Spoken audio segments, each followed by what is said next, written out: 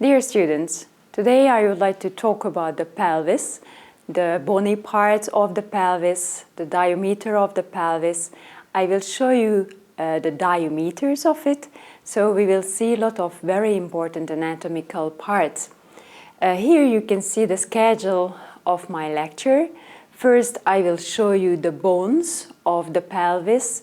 We will talk about the ligaments and the joints. The bony pelvis as an organ together, I will like to demonstrate for you that. After, we are talking about the gender differences, the statics, and the diameters. So these are the main points of this lecture today, which will cover approximately 3 theoretical questions in the Anatomy 1 exam. Of course, I have no time to tell you all of the bony parts and all of the details, what you will hear in the anatomy practice. I would like to focusing on the main important structures, which are really important for that to understand the statics, to understand the structure together, and to know the diameters. So let's see here the bones of the pelvis. So what are the bones which will form the pelvis, this organ together, which is a round-shaped structure?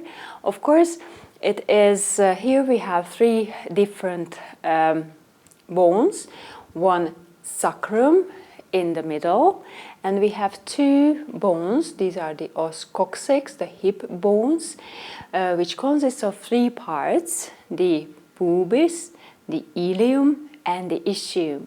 So these bones, they will form the pelvis together. Let's see the separated bones. Let's see first the hip bone. The hip bone, here you can see in this preparation, and of course in the anatomy practice also you will see the bony parts and the bones. The hip bone will have like an 8 shape. The upper part is this. Here we can see the middle strongest part, and here is the lower part of it. And with different colors, I would like to show you the different parts of it. The upper is called the os ilium. The lower posterior part is called the ischium, and anteriorly we can find the pubic bone, the os pubis. Here you see that these bones, they will ossify in the middle. This middle part of the hip bone is called the acetabulum. The acetabulum is formed by the body parts of the 3 different bones. Here you can see this Y-shaped articulating surface, which is visible during the development. But of course, these bones, they will ossify and they will form a huge and the whole intact bone together, one bone together. So I would like to demonstrate for you the main structures, bony parts, what we have to know to understand the diameter and everything what I would like to demonstrate for you in this lecture. So if we see first the ilium, this upper part of the ilium, what you can touch on your body too, this is called the iliac crest. This uppermost part of the os ilium, the ilium, is called the wing of the ilium. The outermost part we can see here is called the gluteal surface.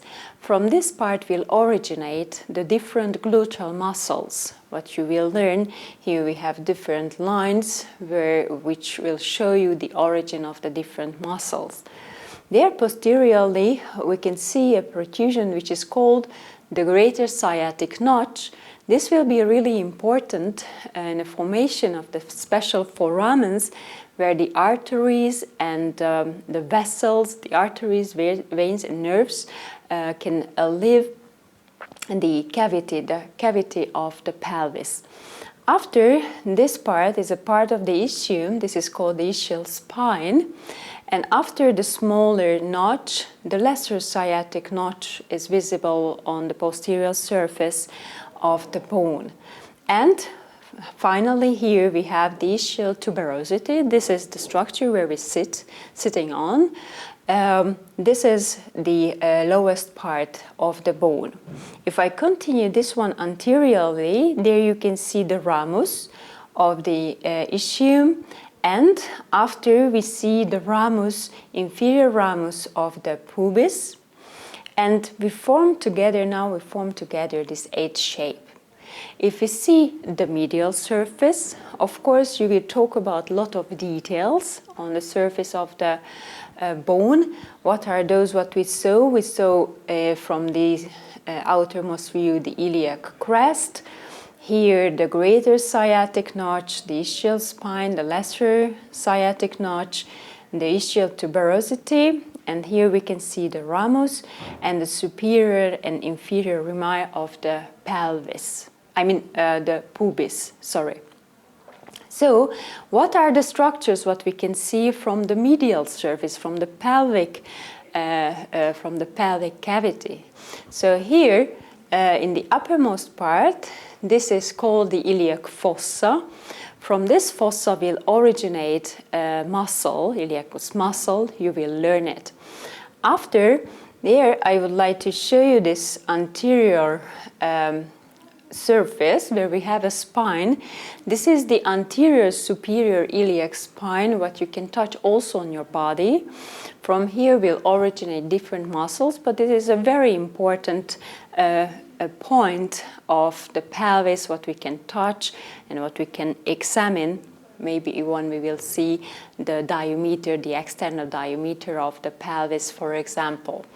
And here in the middle, we can see the arcuate shaped line. This is the arcuate line, which will be really important in the formation of the terminal line, which will be the border between the greater and the lesser pelvis. And also I would like to mention this eminence, which is located between the iliac bone and the pubic bone. Iliopubic eminence is the name of this structure. Here in the superior part, we can see the articulating surface of the bone. Here is the articulating surface of the sacroiliac joint. We can see two different parts of this articulating surface. The first one is the auricular surface. Here is covered by fibrous cartilage, because there we have very big mechanical forces, and that's why we need stronger cartilage compared to the hyaline cartilage. So that's why here we have fibrous cartilage on the articulating surface. The other part is called the iliac tuberosity. Here we can see the origin insertion of the interosseous ligaments, which are also really important to keep together the two articulating surfaces. And here anteriorly we can see another surface, the symphysial surface. This is the other connection between the pubic bones. Here we have synchondrosis, the symphysis. And of course, this foramen is also visible, which is bordered by the rami of the different bones. This is called the obturator foramen. Let's continue the description with the sacrum, the description of the sacrum. The sacrum, as you see here, it has a triangular shape from a frontal view, but if we see it from a mid-sagittal section, it has an arcade shape, a convex shape here. So that surface, which is located towards the cavity of the pelvis, this is called the pelvic surface. On the pelvic surface of the sacrum, here we can see those lines which will represent the meeting point of those sacral vertebrae which were ossified during the development, because this sacrum consists of 5 sacral vertebrae. These are which are ossified during the development to form one individual bone.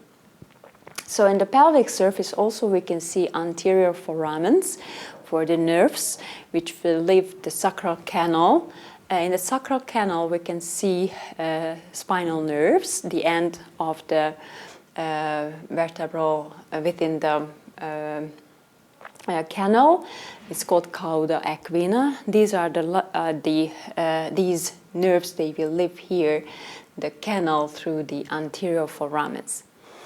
Posteriorly, we can see a crest. This is the median sacral crest. Consists of the remnants of the spinous process of the sacral vertebrae. And also we can see posterior foramens too on the posterior surface. And here we can see the sacral hiatus, which is the opening of the canal, the continuation of the whole vertebral canal. And this is the end, the apex of the sacrum. If we see that part from the superior view, we see the sacrum. This is called the base of the sacrum. And this middle part is called the promontory. And after, I can demonstrate for you the two partes lateralis, lateral parts, the wings of the sacrum. And if you see the surface of the wing of the sacrum, this will meet with the articulating surfaces of the os ilium or the os ilium. This will form the sacroiliac joint. And we have two main parts here too. We have the articular surface, auricular surface, covered by fibrous cartilage, and behind we can see the sacral tuberosity for the insertion origin of the interosseous ligaments of the joint.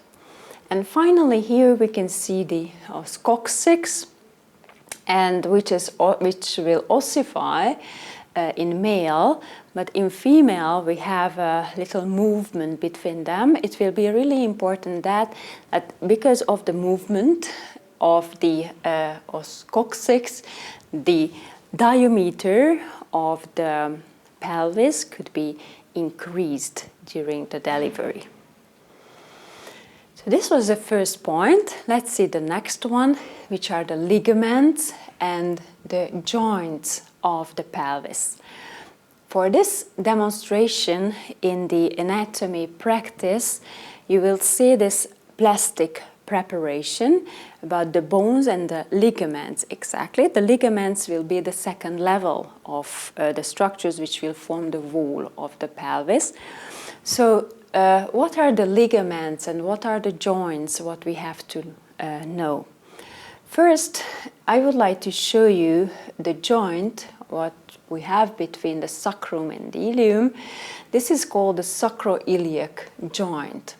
This articulating surfaces, I told you that we have a fibrous cartilage, it's called auricular surface. And also we have interosseous ligaments too, between the tuberosities.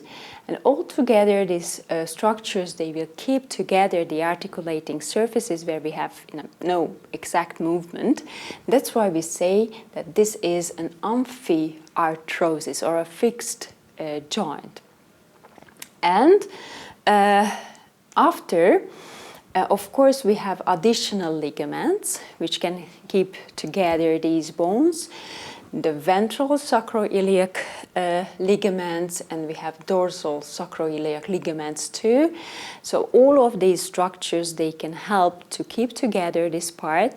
Why is it important to have a very strong joint here? Because of course this will transfer the weight of the body from the upper direction towards the lower extremity. I will talk about this later.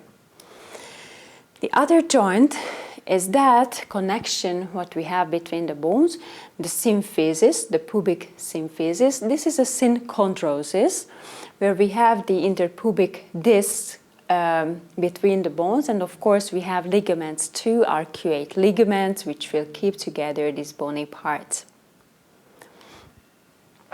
Of course we have other additional ligaments which can help to cover the wall of the pelvis. Here we can see the obturator membrane, which will cover the obturator foramen.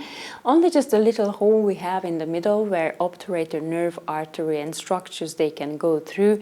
This is called the obturator canal. Let's see the posterior view of the pelvis. What are the other ligaments? What we can see here. Here you see the iliolumbar ligament. This ligament is located between the ilium and the lower lumbar vertebrae. Here we see also the dorsal or posterior sacroiliac ligament. And here I would like to show you two very, very important ligaments here in the pelvis. One which is located between the sacrum and the tubercle. This is called the sacrotuberous ligament. And the other between the spine and the sacrum. This is called the sacrospinous ligament. These ligaments, they will form foramens bordered by the greater and lesser sciatic notch. Here you can see the uppermost is called greater sciatic foramen and the lower is the lesser sciatic foramen. We will learn what are the structures, muscles, nerves, arteries. We'll go through this foramen when they leave the cavity of the pelvis and they are going to the posterior surface of the lower extremity and the gluteal region. Let's continue to talk about the bony pelvis, the pelvis together like an organ. Here you can see the sacrum in the middle and the two coccyx to form the pelvis. And this line, what you can see here, this is called the terminal line. The terminal line is that line of the pelvis which will divide the cavity into two main parts. So if I show you here this plastic preparation, so this is the terminal line in the middle, and that part of the cavity which is above the terminal line, this is called the greater pelvis, and that which is here in the under it, this is called the lesser pelvis. In the lesser pelvis we can see the genitalia organs, we can see the bladder, we can see the rectum. We'll learn it in the second semester. So this is called the lesser pelvis. So terminal line, we can call it superior pelvic aperture too, because this is the inlet of the lesser pelvis. Above the greater pelvis we can talk about, and the lower part is called the lesser pelvis. Let's see now that what are the bony parts which will form this border, which will form the terminal line. Here superiorly, first we have the promontory. After we see the lateral mass, the pars lateralis of the sacrum. We can see the arcuate line. Here the iliopubic eminence. On the superior ramus of the pubis, we have a pecten ossis pubis. It's one bony edge here, margin. And finally, we have a symphysis in the middle. So this structure will form the terminal line, the border between the greater pelvis and the lesser pelvis. Of course, we have to talk about the differences between the female and the male pelvis. If you see this picture, the first one will show you a male pelvis and the other one will show you the female pelvis. I brought you to show the differences. I brought you also real preparation too. This plastic preparation is a female pelvis, and if we compare them with each other, I think you can see very well what are the main differences.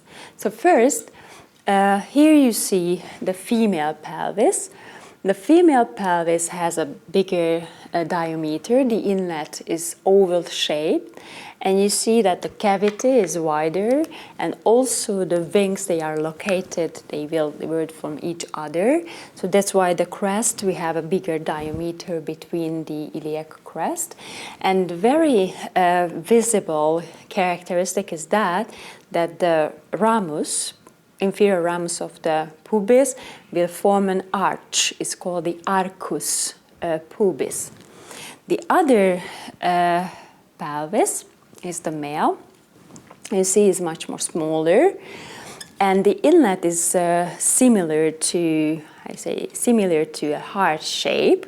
So the promontory is deeper. You see, the cavity is not so wide. Also the wings.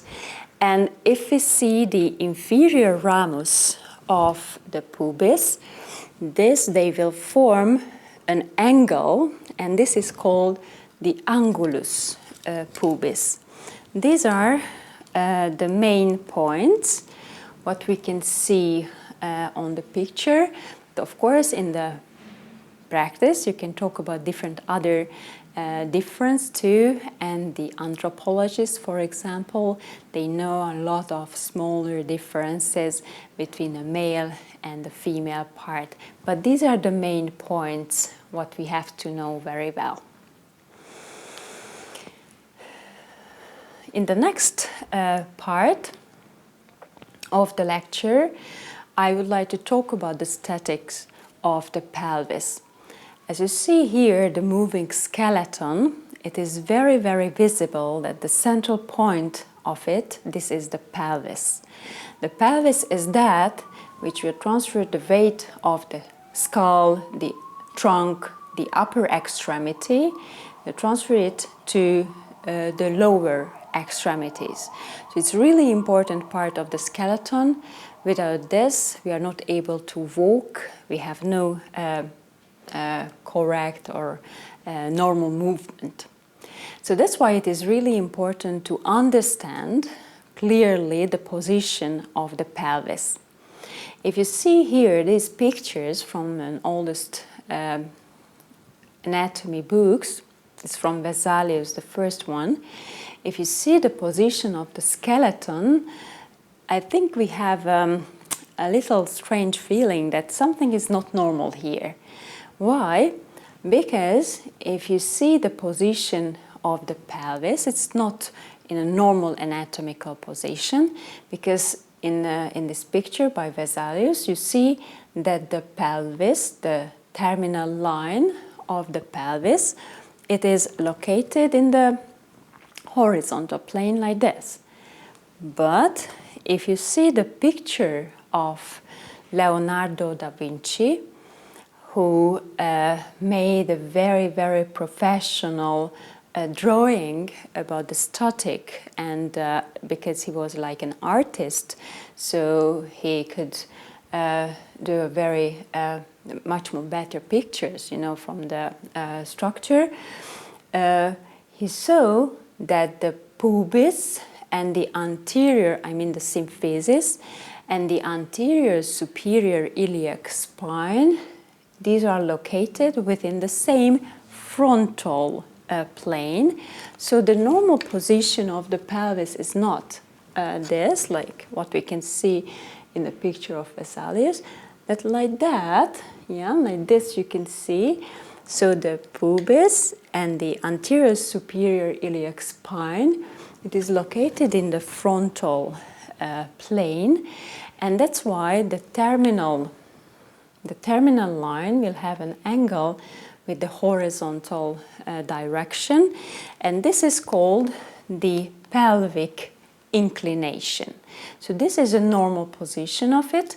We could have differences between the angle. In female, this pelvic inclination is approximately 65 degree, in male is 60. So it's really important to understand the normal position of the pelvis, to understand the statical characteristics of this. So here you can see the picture of the lumbar vertebrae, sacrum, here the ileum, pubis ischium, so the whole pelvis, and we see the uppermost part of the femur. On this picture, I would like to demonstrate for you how the weight, body weight of the skull, the trunk, and upper extremity, how we transfer it to the pelvis and to the lower extremities. So as you see here, this arrow represents the weight, the body weight, through the vertebral column. You see, it will transfer to an arch which is formed by the sacrum and the pelvis, the ilium, and after, under it, we can draw another arch which is formed by the body of the femur, the column, and the head of it. So this is the way how, with the help of two arches, it transfers the body weight of the upper part towards the lower extremities. But if you see here the position of the sacrum, if we have nothing connection between them, of course the sacrum could fall into the cavity of the pelvis. But of course it's not happening. Why? Because we have very, very strong connections which can keep in position the sacrum. So that's why we have no movement downward, and we can transfer the force towards the arch. So what are those? Of course, the articular surfaces and the interossal ligaments. So if we have here this mechanical force there, of course, here in the symphysis, we have a very huge mechanical effect. And that's why the symphysis has also really important function to keep together the pelvis and to form the integrity of the pelvis. If we have no correct symphysis, or if this whole structure is not working together, maybe because of an accident, unfortunately we are not able to stand on our legs. I brought you a picture from the Middle Ages where you can see that they destroy the pelvis of the woman during the delivery, because we know that long time ago the life of the child was much more important, like the mother, and it is very lucky that it is changed during the 21st century. But in this case, when they ruptured the pelvis, the symphysis, afterward the women, she was not able to stand up, and of course it meant the death of the women in this case. So I hope that you can understand why is it important, what's the function of the sacrum, and what's the function of these joints within this procedure. And I would like to also show you another picture, which is the mid-sagittal section of the pelvis. Here you can see the sacrum. The sacrum has this very special convex shape, and here you can see the midline or the axis of this joint, and the body weight is it's going on this direction like that. It will push the promontory downward, because you see the vertebral column is located, in this case in the lumbar part, in front of the body axis. So that's why if we push them downward, the apex of the sacrum will move up in this position, because this is the rotation there around this axis.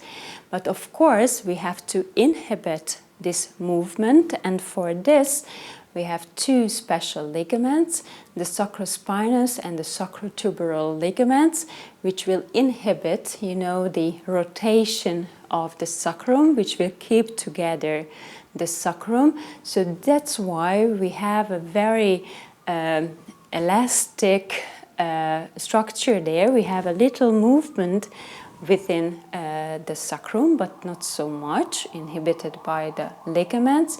That's why we have very elastic, flexible, movement within the skeleton during the walk. So these are the main characteristics what we have to talk about when we have this question about the statics of the pelvis. And let's see finally the diameters of the pelvis. This is really important to know because during the delivery we have to know the diameters of the pelvis because the head of the baby always is located within the biggest diameter of the different parts. So if you see the inlet of the pelvis, here you can see the terminal line. This is the superior pelvic aperture.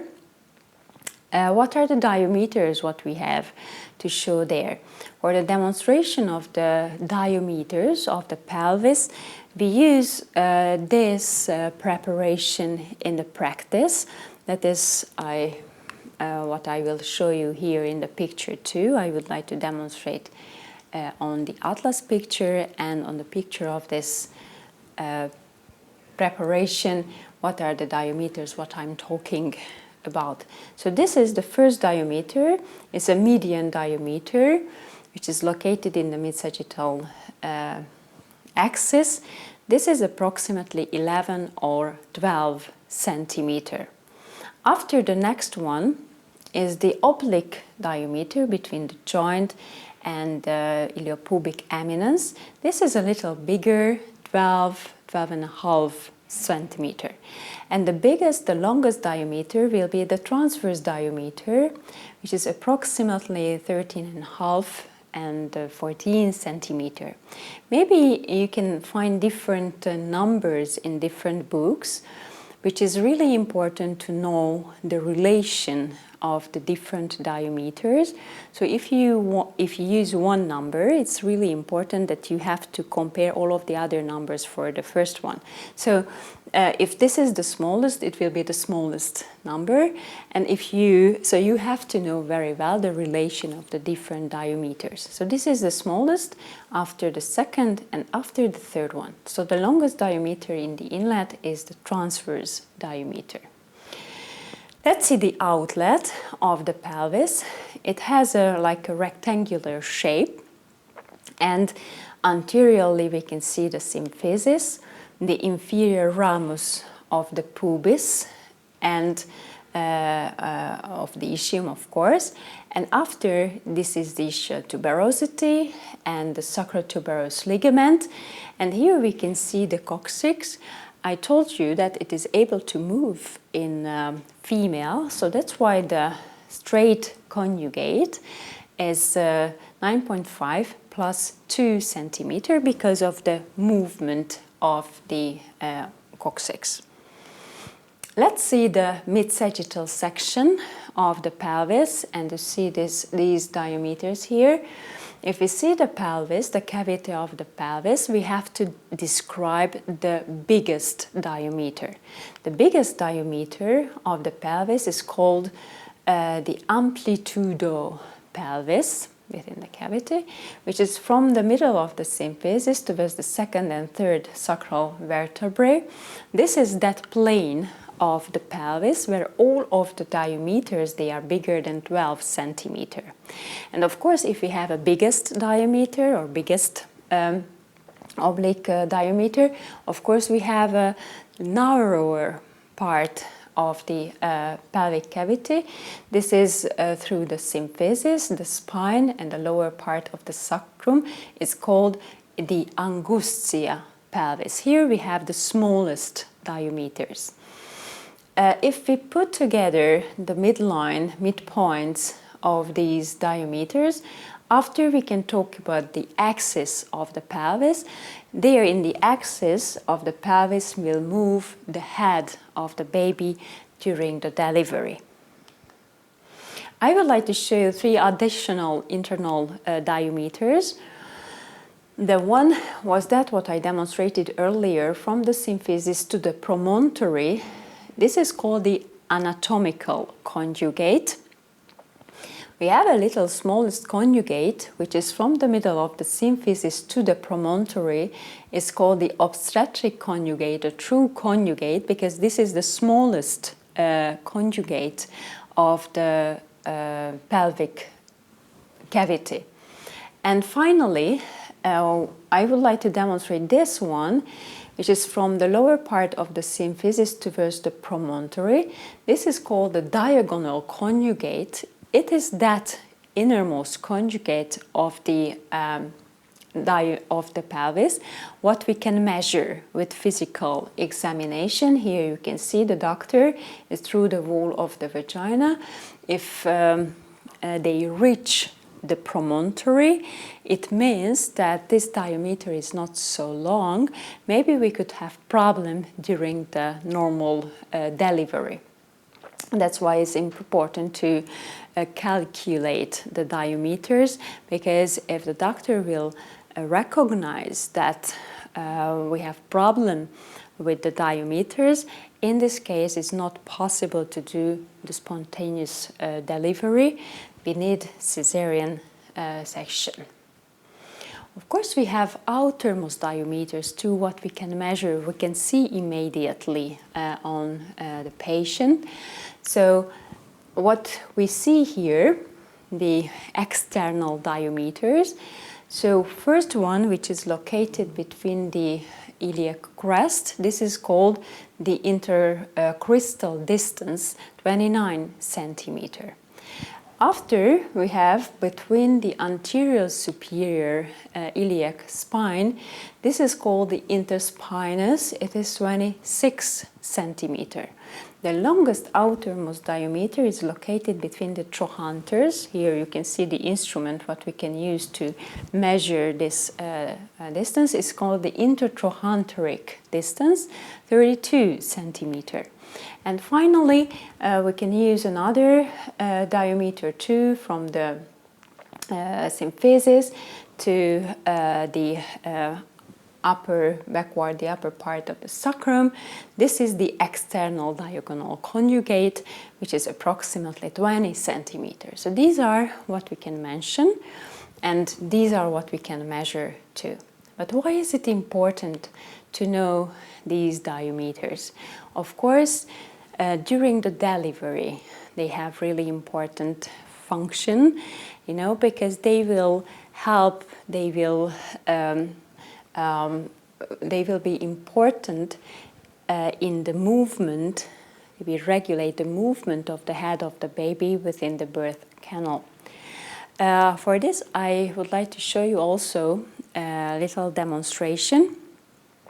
Here in this picture, you can see the position of the baby within during the birth at the beginning.